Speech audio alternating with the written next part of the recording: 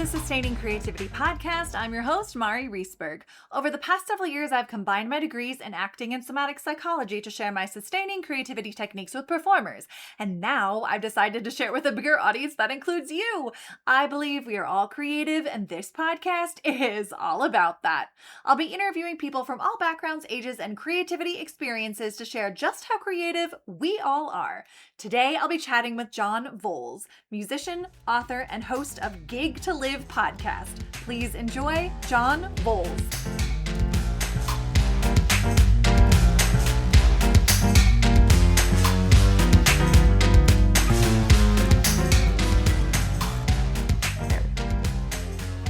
Welcome to the Sustaining Creativity podcast. Today, I'm chatting with John Voelz, musician, author, and host of Gig to Live podcast.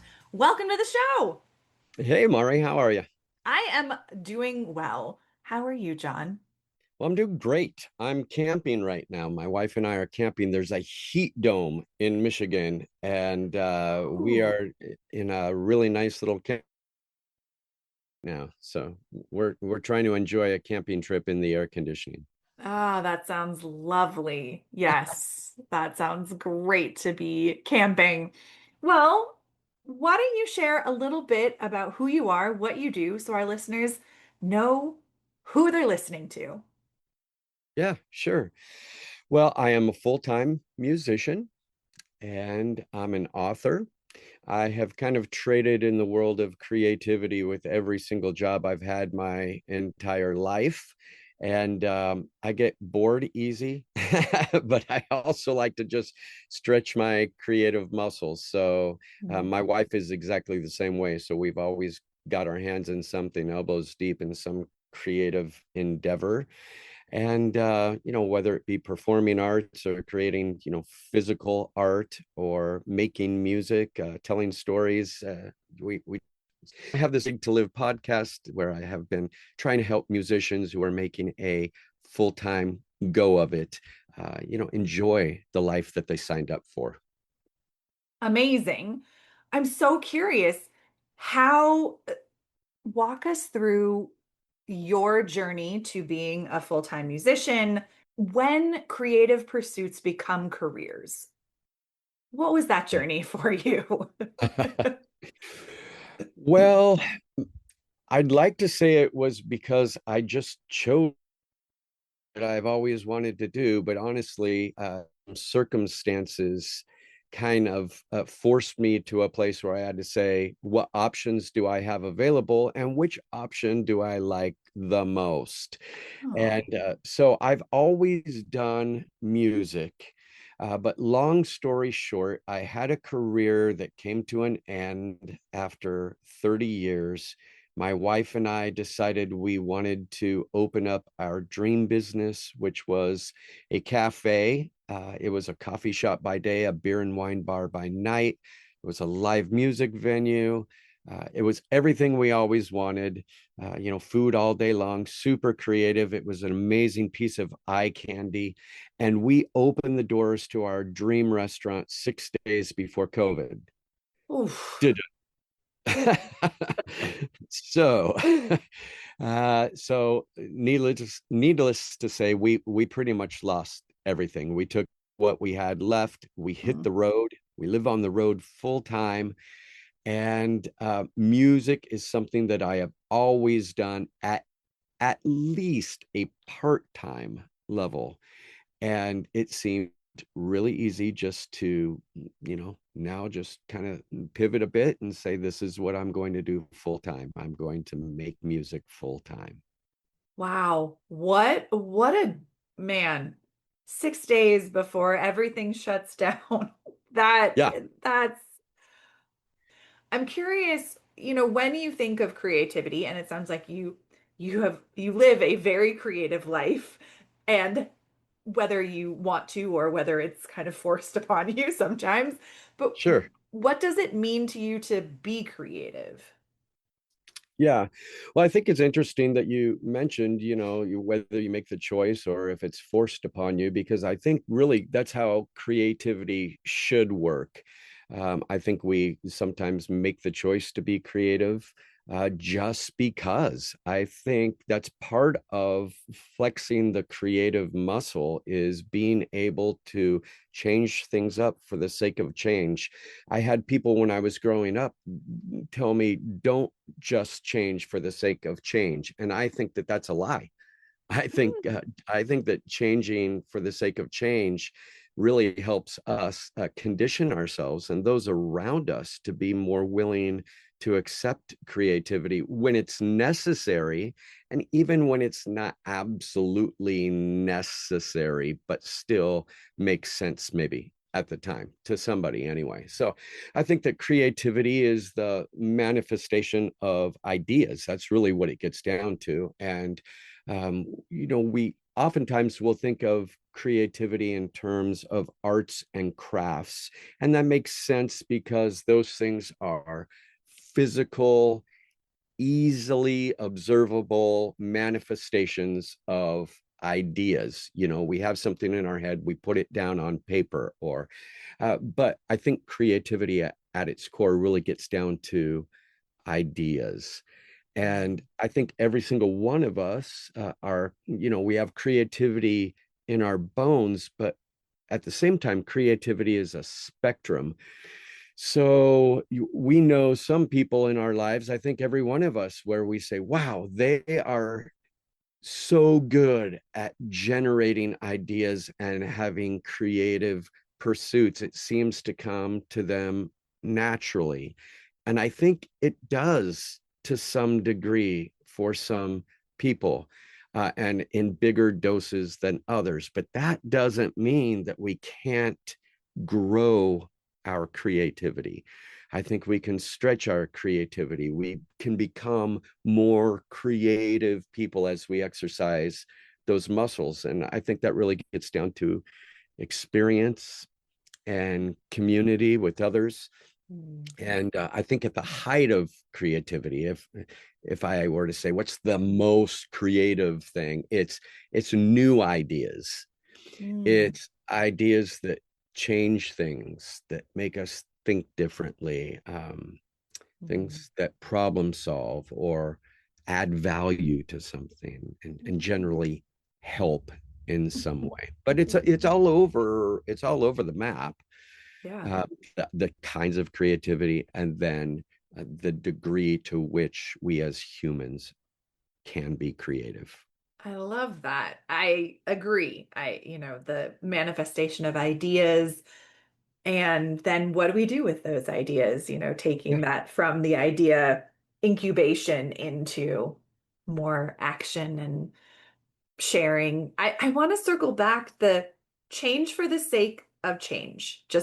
I, what are some examples of that showing up in your life? You seem to be someone who has a little thriving in that area. Yeah, I enjoy change. I Mhm. know that that is not the case for change, or they're just uncomfortable with it because it takes extra work, Mhm. to adapt to some new kind of thing, whatever it is. But I have always thought that change for the sake of change is good because it keeps everybody on their toes. And if you Mm. create an environment where change is normal and maybe even necessary to whatever you are doing, then when change happens, the people that you are surrounding yourself with are less likely to, raise a pitchfork and say, kill the beast, Yeah. um, because they're used to it. They go, oh yeah, this is what we do. And so every organization that I've ever worked with, I've tried to foster that environment so we become used to it. And that means that you have to deal with sacred cows. You have to deal with things that nobody wants to change. And that means that you also have to be good at being a people person so you can bring people along for the ride with you. I don't think I've always been good at that in my life. I think that Yeah. sometimes my ability to do new and different creative ideas has outpaced my ability to bring people along Mm. for the ride. And so it's a constant work in progress. That makes sense. I do believe it's important, if for nothing else, just so everybody becomes accustomed to it.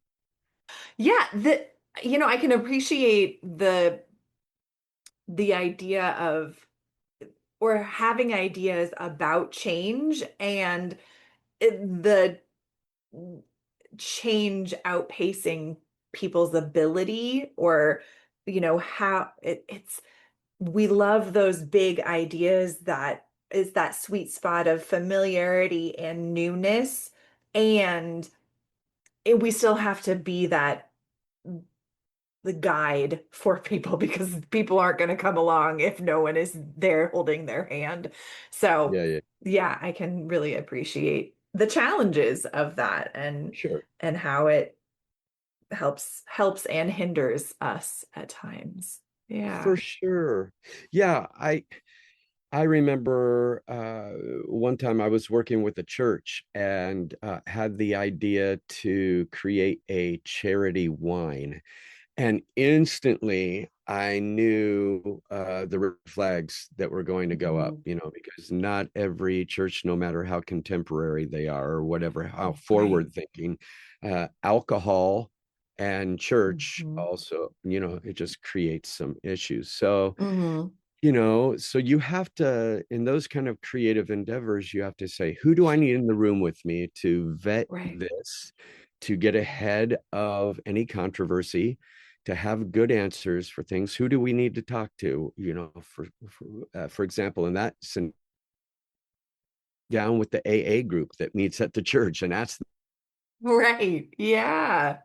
we had to sit down with the AA group and say, tell us what you think about this idea. What are the questions that are going to come up? If people say to us, hey, what does the AA group think about this? We want to be able to have an answer. And they were super helpful. Amazing.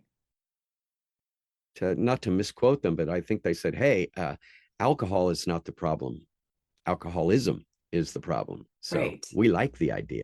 And then they gave us ways to talk about it. And I think sometimes people pull the trigger on change, and I've done it myself without thinking through what could possibly go wrong. How do we best handle it?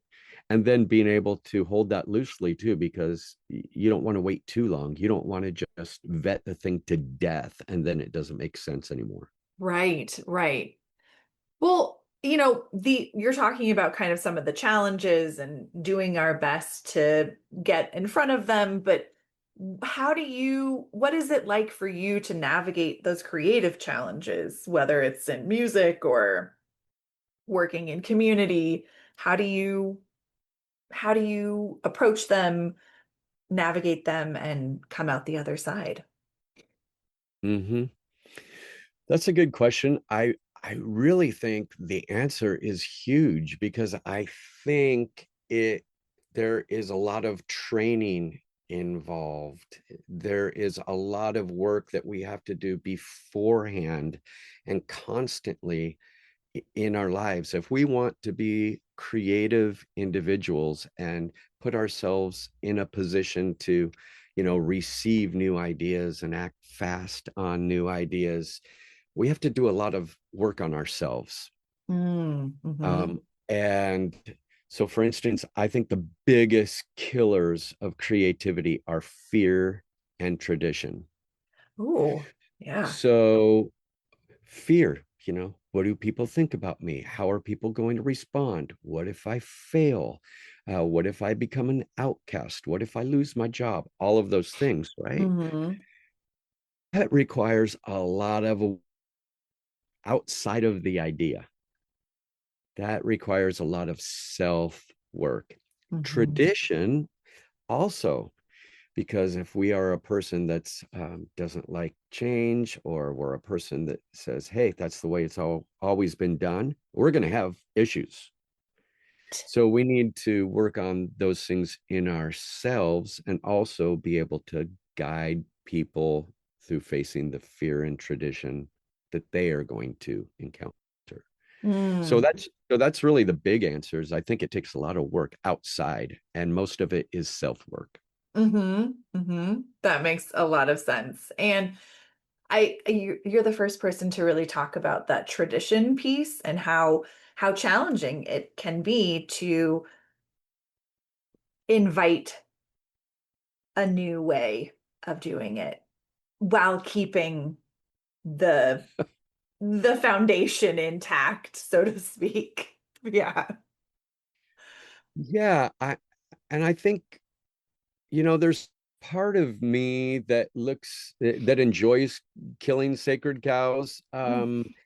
And but I have to be really careful because I know that it's not simply because people don't like change that they have a hard time with it. Sometimes there Right. are stories attached to whatever it is you're trying to change. And when you challenge the thing that already exists, you start to challenge the story and the people connected to those stories. And so you need to be wise and ask a lot of questions. What is behind this sacred cow? You know, Ah, yeah. be- Okay. because somebody told me once that behind all tradition are the ashes of logic, which is a poetic way of saying the idea made sense once upon a time. Right. So you have to figure out why before you take it down aggressively.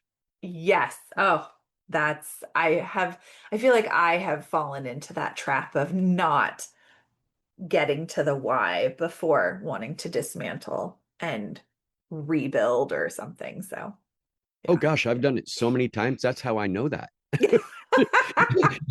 I know it from screwing it up so many times and messing with so many people's lives and saying, why can't they just get it? And then going, oh, wait, the problem's me. Right, right. I'm the one creating it. Yeah, I get that. I'm curious, you have the Gig to Live podcast. Where did that start? What was the driving force behind that? And tell us a little bit about the Gig to Live. Gig to Live podcast started because I simply like to podcast. I always like to find something to talk about, but really, I asked myself, I've done various podcasts over the years, and because I am drenched in the music world right now and in contact and relationship with so many people, I started hearing the Mm, things they were talking about, questions they had, problems they were encountering. And I thought, this is a perfect platform. I have things to talk about. I have things to share. I don't have mhm, a corner on the market of it, but I certainly know some things. mm. So that's how it all started. I want to help. How is life as a gig? Because oftentimes people are like, we got to do the hustle, we got to leave the whatever stable job Mm-hmm. and you go into a gig market. What is that experience and how sustainable does it feel to you and to others, do you think? Yeah. It's a really interesting question. Mostly an older generation, and I'm not saying this because it's ageist. I'm Yeah. saying because of the environment they grew up in. Most of the older generation who grew up thinking you are successful when you get a good job with a good company, with a good retirement plan, with good benefits, that's the way to go. But if you talk to anybody today, you know that people in huge corporations with big dreams are being laid off through emails. Right. And so, what is sustainable? Pretty much nothing. I mean, we can't count on anything. Hmm. So, I say that to say, I think the same kind of, mm, uncertainty Mm. uh, is in a corporate job as it is in the gigging world. With that said, when you go into the gigging world and you start ground zero with nothing, how am I going to put this thing together? Who am I going to talk to? How am I going to fill the calendar? How am I going to figure out my base rate of pay? What will I allow myself to do and not to do? Um, I mean, there's a lot to think through. Just like Mhm. it's a business. You're running a business. Yeah. There's an incredible amount of freedom that comes with it. Nobody puts baby in the corner. No, Uh-huh. nobody tells me what to do. And there's also, when the evening is done and you come home after your gig and you run through Taco Bell and you're sitting in your chair at home exhausted, you're immediately thinking, what do I do next? Yeah. You know, Mm. so there's a romantic side of it, and there Mhm. is a side that is so difficult. Worth it? Yes. Difficult? Absolutely. So that's a big part of the podcast is me trying to help people understand, don't sugarcoat this. This is not American Idol. This is not Right. the place. Um, like Mhm. you got to work it and you have to know who you are. Mm. You have to, there's a huge part of identity in it. Um, not only for paving the way forward, but what happens if I lose both my arms? Then what? When I can't play music anymore? Right. Who am I? Right. Oof. That I love that you bring that up because identity is such a huge part, I believe, of creativity as well. And if we don't know who we are or who our creative self or creative voice is, we're really mm, kind of lost in that tornado of fear and tradition. Yeah, Yeah, yeah, yeah, for sure. Again, it gets back to the work on us, right? We have a lot exactly. of internal work to do with Yeah. as creative people. Yeah, and non-creative or seemingly non-creative people. We all could use the inner work Yeah, time. Yeah. I think it's awesome how you just said uncreative because I was thinking the other day, there's no word for the opposite of creative Oh. except uncreative or non-creative. Like it feels so weird. Yeah. Seemingly uncreative. It's like we all have creativity. It's how Right. we choose to engage with it or use it or see it in ourselves is, I Sure. think, those kind of the self, what's the word? The veils that we put on or cover. Because we all enter this world with creativity, and over time it gets, taken away on some level unless we hold on to it. So I'm curious, as someone who has such a long creative life, what's your earliest memory of being creative? Mhm. I think it's those things that, most people think of, the painting and writing poetry and stories. And although I was really, I took it next level as a kid, I was always like entering the contests, the poetry Oh, contest, the singing contests and the talent shows. And so I do, those are my earliest memories. I do have a really early memory too. I think I was about 9 when I built my first tree fort. ooh, And okay. the neighbor gave me some lumber and we had some things laying around. I built a 3-story fort Oh my gosh. and I wanted to be innovative with my fort. So I created a restroom on the bottom floor and then cut holes in the second and third layer so you could actually use the porta potty from the top. That's what 9-year-old boy. Yes. Ah, it's amazing. I love it.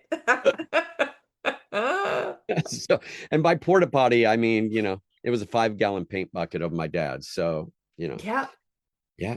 But hey, 9 years old, let's make it happen. I love it. That is incredible. Well, for people who are interested in being gig musicians or flexing their creativity in similar ways that you have in your life, how would you encourage them to embrace their creativity, use their creativity, express their creativity? How would you go about doing that? Yeah, that's a fun question. I really could talk about this all day. I wrote a book about this very thing called Becoming an Idea Mentalist. I think the subtitle answers your question even more. It's the unusual perspectives and practices and rituals of idea people. So creativity is it's an it's a verb, right? Mhm. It's in action, ideas in action.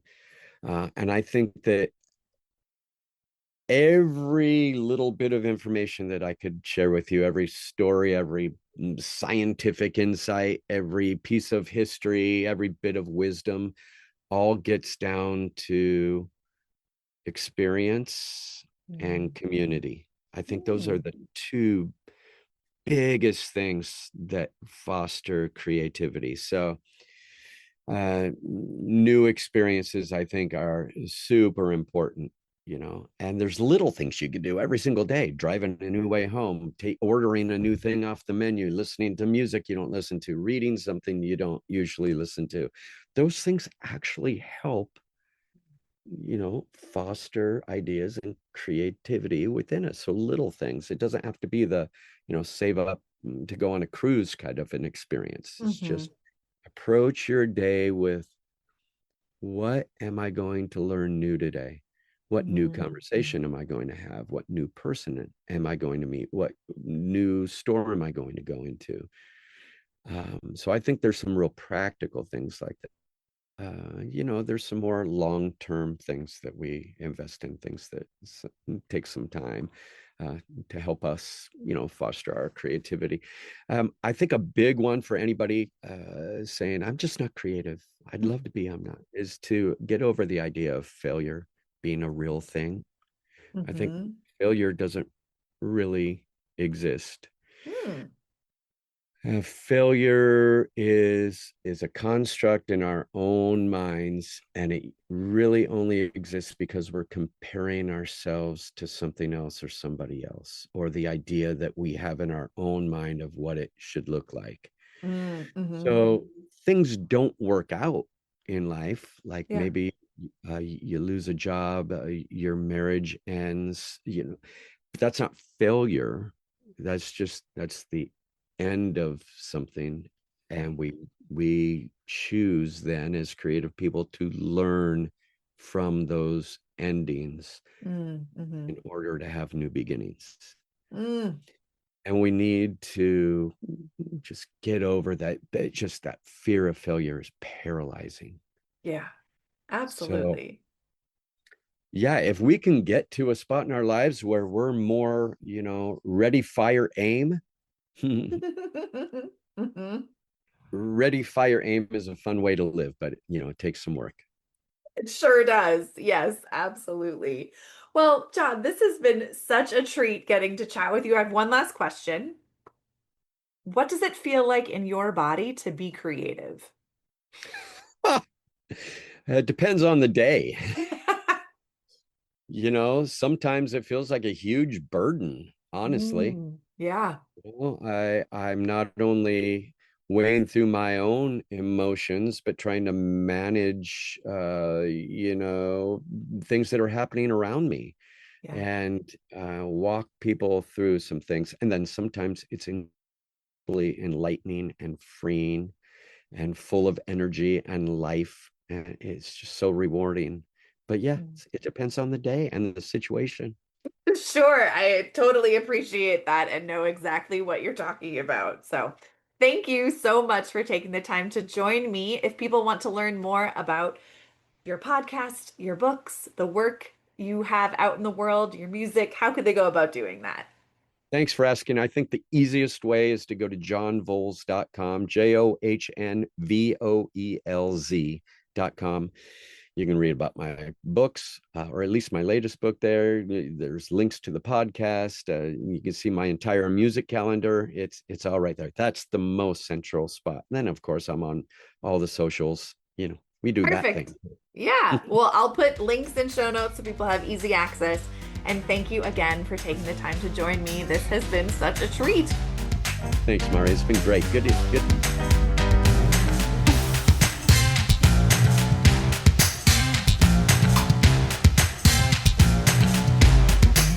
Thanks for listening to the Sustaining Creativity Podcast. We'd love to keep in touch, so follow us on Facebook and Instagram. We are at Sustaining Creativity. Make sure to subscribe to the podcast wherever you listen to podcasts. Tag your friends and family so they can listen too. We love to hear from you, so leave your reviews, comments, and questions. Check out our website, sustainingcreativity.com, for upcoming offerings and creativity coaching. Tune in Tuesdays for our next episode. And remember, with creativity, anything's possible.